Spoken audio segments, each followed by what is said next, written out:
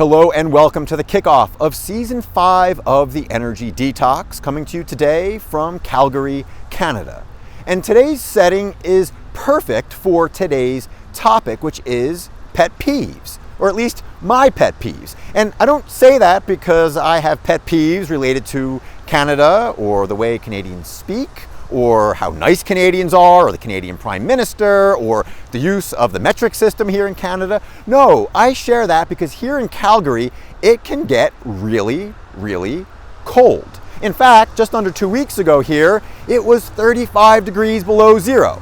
And now I don't recall if it was 35 degrees below zero Celsius or Fahrenheit, but fortunately, those two things get pretty close together when you get into the 30 belows, and I believe actually 40 below zero is that magic point where Celsius and Fahrenheit are identical. But setting that aside, and setting aside what may actually be some issues I have with the metric system and all the various use of different units here in Canada, the reality is I say it's cold, and I say that that's related to pet peeves, not because I'm afraid of the cold, not because I have some pet peeve related to the cold, but because when people say 35 below, sometimes they choose to say negative 35 degrees.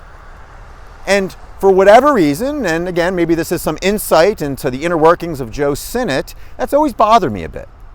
I'm completely fine, of course, with saying minus 35 degrees because that's how it's written out, a minus sign in the temperature. Or again, as I said at the outset, 35 degrees below zero because that represents what it is. But there's been something irritating about the use of negative temperatures because in reality that doesn't mean anything. Negative 35 degrees isn't the inverse of positive 35 degrees. It simply notes how far to the left of the 0 point on whatever scale you're using you happen to be. And while we can talk more about whether this is a legitimate pet peeve or whether it's grounded in science, because again, negative temperatures are not like negative bank accounts where if you're $35 in the hole, that's the opposite of having $35 in cash. But we're going to set that aside and continue on with a bigger pet peeve, a more important pet peeve, one that if you've listened to the Energy Detox in the past, you've probably heard me talk about. And that is my pet peeve regarding leaders who lean solely on generic sources of leadership, generic sources of inspiration. And to a larger degree, my pet peeve regarding companies that are afraid to challenge the status quo and again lean on generic sources of input, of training, of resources, because why? Because it's easier to do that. Because it's easier to go with the flow than it is to challenge the status quo. And so in my mind, there's no better way to revisit that topic than to kick off a new season here on the Energy Detox with one of my favorite topics, which is again, generic leadership. And what drives generic leadership? What leads leaders to say, you know what, I'm not going to challenge the status quo. I'm just going to kind of go with the flow. Well, perhaps the biggest thing is fear, or conversely, in a more positive way, a desire to keep the peace. And again, one of the many reasons that this is a perfect setting is behind me here in Calgary is the Peace Bridge. But if you're a leader, especially a leader in oil and gas, and certainly behind me in those buildings, there's no shortage of oil and gas leaders. If your sole purpose is to keep the peace, well, you're not going to do a whole bunch of good for your team.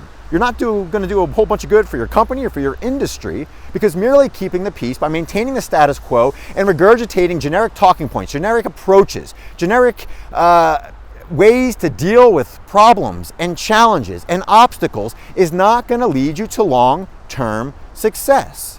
And while I believe I had some sense of this back in my former life when I was in the corporate world and I got to watch leaders who were afraid to challenge the status quo and those who were willing to embrace change and challenge things and not worry about peace as much as progress. But now in my role as coach, well, I have extra opportunities to see how damaging it is when leaders are scared, when they're afraid.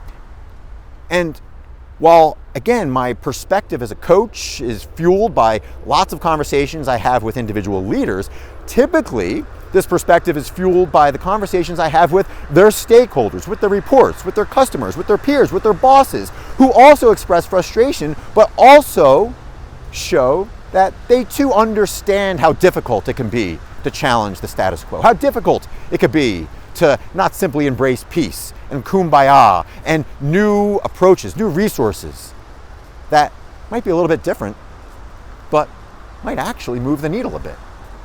So my simple challenge for you on this kickoff episode is to ask yourself in what ways you are choosing peace over progress.